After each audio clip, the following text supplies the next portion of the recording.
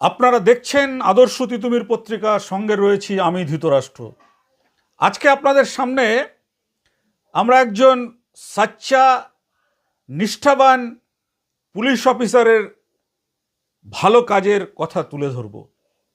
আপনারা জানতে চাইছেন তো যে সেই পুলিশ ইন্সপেক্টরকে আমরা সেই পুলিশ ইন্সপেক্টরকে তো আপনাদেরকে দেখাবই, এবং তিনি কি কাজ করলেন যে তাকে নিয়ে আজকে আমরা খবর পড়তে আমাদের এই হট সিটে বসে পড়লাম। দেখবেন আপনারা আজকালকার দিনে বড় বড় ঘটনা ঘটে। এবার ঘটনা যখন ঘটে, এটা বলুন খুন বলুন বা ডাকাতি বলুন বা বিভিন্ন যে বড় বড় ধরনের ঘটনাগুলো ঘটে, সেই ঘটনাটা যখন ঘটে পুলিশ যখন তাদের গ্রেপ্তার করে, তখন দেখবে বিভিন্ন খবরের কাগজ, বিভিন্ন সোশ্যাল মিডিয়া বলুন বা বৈদ্যুতিন সংবাদ মাধ্যম বলুন, তারা কিন্তু তখন সেই খবরটা খুব গুরুত্ব দিয়ে এবং প্রচার করে চালায়। কিন্তু সেই কেসটার পরে কি হলো, ধরুন একটা খুনের ঘটনা, সেই খুনের ঘটনায় যাদের গ্রেপ্তার করা হয়েছিল তাদের কি হলো, আর বলুন ধর্ষণের ঘটনা, সেই যে ধর্ষক তার কি হলো, সে কি ছাড়া পেল না সাজা হলো, এইসব খবরটা কিন্তু বেশি একটা উঠে আসে না। সেই জন্য আজকে আমরা আপনাদেরকে বললাম যে আমরা দেখাবো একজন সাচ্চা নিষ্ঠাবান পুলিশ অফিসারকে, যে পুলিশ অফিসার 2017 সালে একটি খুনের ঘটনার কিনারা করেছিলেন। এবং কিনারা শুধু নয়, সেই খুনের ঘটনার এমনভাবে তথ্য তালাশ করে আদালতে পেশ করেছেন, এবং তার পরিপ্রেক্ষিতে যিনি সরকারি আইনজীবী ছিলেন তিনি এমনভাবে তীক্ষ্ণ যুক্তি সাজিয়ে সওয়াল করেছেন যে সেই খুনের আসামির যাবজ্জীবন হয়েছে। আচ্ছা, কি হলো সেই খুনের আসামি যার যাবজ্জীবন হলো, আগে এক পলক তার ছবিটা দেখে নিন।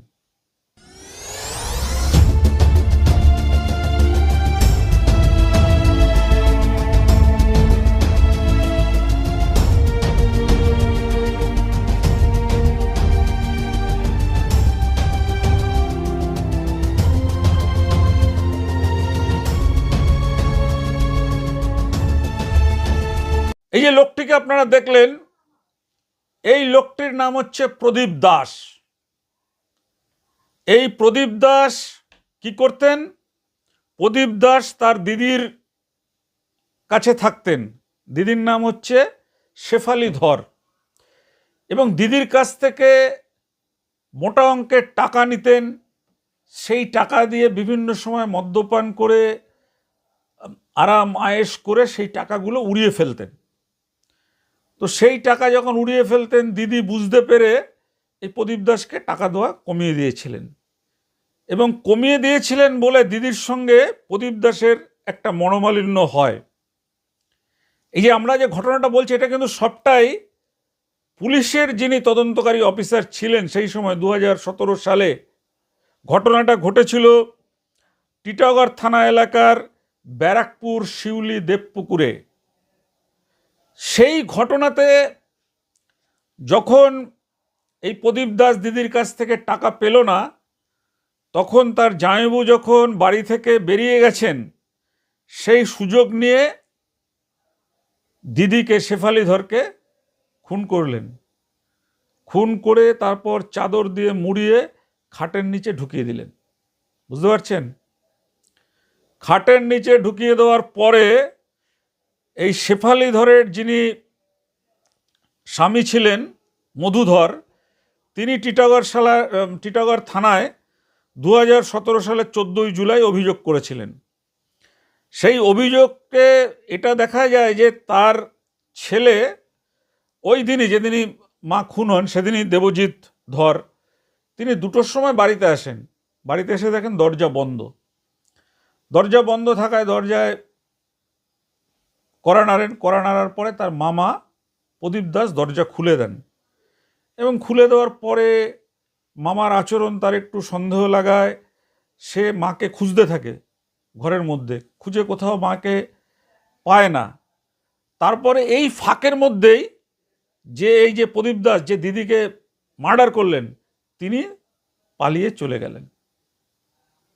পালিয়ে চলে যাওয়ার পরে এই তার ছেলে দেখলেন যে মাকে খাটের নিচে কাপড়ে মোড়ানো অবস্থায় পড়ে রয়েছে।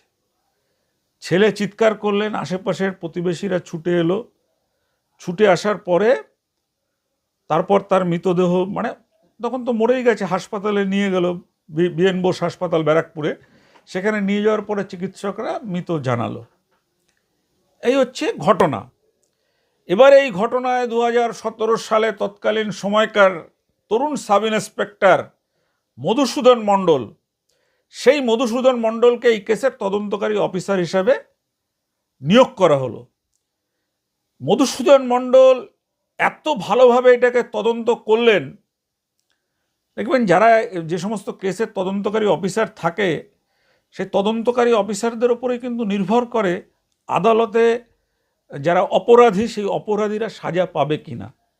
কারণ পুলিশই সমস্ত তথ্য তালাশ করে আদালতে পৌঁছয়, এবং আদালতে পৌঁছানোর পরে যিনি সরকারি আইনজীবী থাকেন, তিনি তীক্ষ্ণ যুক্তি সাজিয়ে আদালতের যিনি জজ সাহেব থাকেন তার কাছে সেটাকে পেশ করেন। এবং এই ক্ষেত্রে দেখা গেল যে মধুসূদন মণ্ডল, তরুণ সাব ইন্সপেক্টর, তিনি খুব ভালোভাবে ওই সময় 2017 সালে তদন্ত করে আদালতে চার্জশিট জমা দিলেন। আদালতে চার্জশিট জমা দেওয়ার পরে 2017 সাল 2026 সালের ফেব্রুয়ারি মাসে এই মামলার রায় ঘোষণা হলো। কি রায় ঘোষণা হলো? রায় ঘোষণা হলো এই মামলার যিনি সরকারি আইনজীবী ছিলেন শিশির গুহ রায়, তার তীক্ষ্ণ সওয়ালে ব্যারাকপুর তৃতীয় অতিরিক্ত জেলা দায়রা জজ অয়ন কুমার ব্যানার্জি প্রদীপ দাসকে যাবজ্জীবন কারাদণ্ড দিলেন। দেখুন, এইখানেই আমরা যে বিষয়টা আপনাদের বলতে চাই, যে এই যে এত বড় একটা ঘটনা ঘটলো, এই ঘটনাটাতে যিনি তদন্ত করে মানুষের সামনে প্রকৃত ঘটনাটা তুলে নিয়ে আসলেন, সেই মধুসূদন মণ্ডল পরে তিনি ইন্সপেক্টর হয়ে জগদ্দল থেকে এখন কৃষ্ণনগরে আছেন ট্রাফিক ইন্সপেক্টর হয়ে। আমরা দেখলাম যে এত বড় একটা ঘটনা প্রমাণ করার পরে, সাজা হওয়ার পরেও সেইভাবে কোনো সংবাদ মাধ্যমে ঘটনাটা প্রচার হলো না, যে এত বড় একটা ঘটনা, ভাই বোনকে খুন করে দিল টাকা দিচ্ছে না বলে, এবং সেইটাকে আদালতে সঠিকভাবে তুলে ধরার কাজটা করলেন এই মধুসূদন মণ্ডল।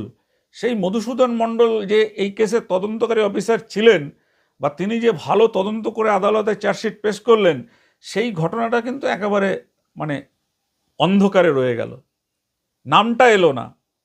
আজকে কেন আমরা এই খুঁজে সংবাদটাকে বার করলাম? এই 2017 সালে মধুসূদন মণ্ডলের একটা কাজ আমরা দেখেছিলাম। সেই কাজটা হচ্ছে, টিটাগড়ের থানার লকআপ থেকে একজন আসামি, সে টিটাগড় থানার লকআপে ছিল, লকআপের ভেতরে যে পাখা দেওয়া হয় বাইরে থেকে, সেই পাখার মধ্যে হাত ঢুকিয়ে হাত কেটে ফেললো। কেটে ফেলার পরে সেই ডিউটি অফিসার তাকে সেখান থেকে বার করলেন। বার করার পরে এইবার ওই লোকটি এদিক ওদিক তাকিয়ে খুব জোরে দৌড়ে থানা থেকে, টিটাগড় থানা থেকে বেরিয়ে গেলেন। যিনি সেন্ট্রি ছিলেন, সেন্ট্রি কিন্তু তাকে ধরতে পারেনি। টিটাগড় থানা থেকে বাইরে গিয়ে যে সামনে যে বটগাছটা আছে, ওইখানে মধুসূদন মণ্ডল তখন আসছিলেন ওই দিক থেকে। মধুসূদন মণ্ডল যখন দেখলেন যে থানা থেকে একটা আসামি পালিয়ে যাচ্ছে, তিনি তার পাটা, উপস্থিত বুদ্ধি এটাকে বলে, তার পাটাকে হালকা করে ওই আসামির দিকে বাড়িয়ে দিলেন। বাড়িয়ে দেওয়ার সাথে সাথে আসামি উল্টে পড়ে গেলেন, এবং তাকে কিন্তু মধুসূদন মণ্ডল ধরে ফেললেন। তো এই ধরনের একটা অফিসার এত ভালো একটা কাজ করলো, অথচ কোনো সংবাদ মাধ্যমের কোথাও সেটা প্রচার হলো না, বা তাকে কোনো রকম যেটা অ্যাওয়ার্ড দেওয়া হয়, সেই অ্যাওয়ার্ডের জন্য বিবেচিত হয়েছে কিনা আমরা জানি না। সেই জন্য আমরা আপনাদের সামনে খবরটা তুলে ধরছি, যে ওই যে নিষ্ঠাবান সাচ্চা পুলিশ ইন্সপেক্টর, তিনিই কিন্তু হচ্ছেন মধুসূদন মণ্ডল।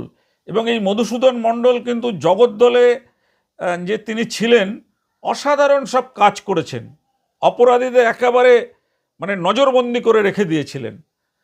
তার আগে বাসুদেবপুর থানায় ছিলেন, সেখানেও কিন্তু তিনি একেবারে অপরাধীদের কোনো বাড়তে দেয়নি। যাই হোক, আজকের ঘটনাটা আপনাদের সামনে আমরা তুলে ধরছি যে একজন পুলিশ অফিসার যদি তার নিষ্ঠা, তার সর্বোচ্চ মেধা দিয়ে, মনন দিয়ে যে কোনো কেসের তদন্ত করে, তাহলে কিন্তু সেই কেসের সাজা হয়, যেটা দেখিয়ে দিলেন এই মধুসূদন মণ্ডল। আপনারা বেশি বেশি করে আমাদের খবরটা শেয়ার করুন, যেই ধরনের ভালো পুলিশ ইন্সপেক্টরের কথা আমাদের সাধারণ মানুষ যারা রয়েছেন তারা জানুক, এবং এই ধরনের যাতে আরও যারা অপরাধ করেন সেই সব অপরাধীদের যাতে সাজা হয়, তার জন্য কিন্তু এই মধুসূদন মণ্ডলের মতন ইন্সপেক্টরদের প্রয়োজন আছে প্রত্যেকটা থানায় থানায়। আজকের দেখুন সেই খবর। যদি আপনাদের ভালো লাগে আপনারা শেয়ার করবেন, যদি ভালো লাগে লাইক করবেন, কমেন্ট দেবেন, এবং আমাদের চ্যানেলটাকে সাবস্ক্রাইব করে রাখবেন। যেসব খবর কোথাও প্রকাশ পায় না, আমরা কিন্তু সেসব খবরই প্রকাশ করি। দেখুন আজকের সেই খবর। এই মামলাটা চলছিল ব্যারাকপুর আদালতে, 3rd ADG ঘরে। উনি একটা রায় দিয়েছেন আজকে। যে মামলাটা সেটা হচ্ছে, এই মামলার বাদী হচ্ছে মধু ধর, ওনার ওয়াইফের নাম হচ্ছে শেফালি ধর, আর যে আসামি সোল অ্যাকুজ এর নাম হচ্ছে প্রদীপ দাস এলিয়াস ড্যানি। এই প্রদীপ দাস তার দিদির বাড়িতেই একসঙ্গে থাকতো। এই কমপ্লেনেন্টের মানে মধু ধর, যিনি ডিজিজ শেফালি ধর, তার একটি ছেলে আছে যার নাম হচ্ছে দেবজিৎ ধর। পড়াশোনা ছেলেটি অত্যন্ত ভালো। এই আসামি অবিবাহিত এবং ইনি এর বাড়িতেই থাকতো, মানে জামাইবাবুর বাড়িতেই থাকতো। থাকাকালীন সমস্ত খরচাপাতি যা কিছু হাত খরচ এই কমপ্লেনের বাদী মধুধরই চালাতো। কিন্তু এনার একটা অভ্যাস ছিল, অজান্তে ইনি আলমারি থেকে টাকা পয়সা চুরি করতো এবং জামাইবাবুর পকেট থেকেও টাকা চুরি করতো। এবং সেই লোকটা গিয়ে এমন একটা জায়গায় গিয়ে দাঁড়িয়েছিল যে যখন এই কমপ্লেনেন্টের বাদীর ছেলের ডিপ্লোমা পড়বে বলে ও অফিস থেকে, সার্ভিস থেকে ও 2 লাখ টাকা লোন নিয়ে ঘরে রেখেছিল, যেটা এই আসামি জানতো এবং দেখে ফেলেছিল। এবং সেই কারণেই অল্পেতে উনি সন্তুষ্ট নন বলে বেশি টাকা উনি মানে গ্রাফ করে বলে উনি সিদ্ধান্ত নিল যে একে, আমার দিদিকে মেরে ফেলা ছাড়া আমি এই টাকা আমি আত্মসাৎ করতে পারবো না। সেই কারণে 14/7/2017 তারিখে যখন হাজব্যান্ড, ওনার স্বামী মানে বাদী যখন কাজে বেরিয়ে যায় এবং ওনার ছেলে 10টা 30 নাগাদ উনি অফিসে বেরিয়ে গেল, সেই সময় ওনার স্ত্রী খালি বাড়িতে ছিল আর ওনার ছেলে পড়তে গেছিল। সেখান থেকে ফিরে আসে 2:15। এই মামলাতে যে ওনার ছেলে, যিনি ভাগ্নে, ওই দেবজিৎ ধর, তার সাক্ষ্য প্রমাণটা অত্যন্ত গুরুত্বপূর্ণ ছিল, যার জন্যেই এই মামলার সরকারি উকিলবাবু, যিনি প্রসিকিউশন সাইডের, উনি হচ্ছেন শিশির কুমার গুহ রায়। উনি আমার সিনিয়র। উনি এই মামলাটা প্রথম থেকে ওনার তত্ত্বাবধানেই মামলাটা হয় এবং আর্গুমেন্টও উনি করেন।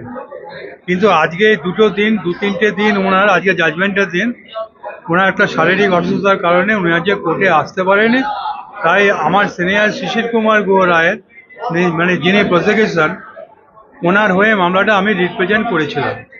মামলাটা মামলাটা সার্কামস্টেন্সিয়াল এভিডেন্সের কারণে এই মামলাটা আসামিকে, মানে প্রদীপ দাস এলিয়াস ড্যানি, তাকে সশ্রম লাইফ দেওয়া হয়েছে এবং সঙ্গে 10,000 টাকা জরিমানা করা হয়েছে। অনাদায়ে আরও 10,000 টাকা, আরও 6 মাস অতিরিক্ত হবে, এর সঙ্গে অ্যাডজাস্ট হয়ে চলবে। এই হচ্ছে মামলার মূল বিতরণ। এবং এই মামলার টোটালটাই যাবতীয় যা করেছেন, ইনি হচ্ছেন এই মামলার প্রসিকিউশন, আমার সিনিয়র শিশির কুমার গুহ রায়। ওনার দমদমে বাড়ি, নাগের বাজার, গরুরহাটা। আর আমার নাম কানন মজুমদার, আমি ওনার জুনিয়র।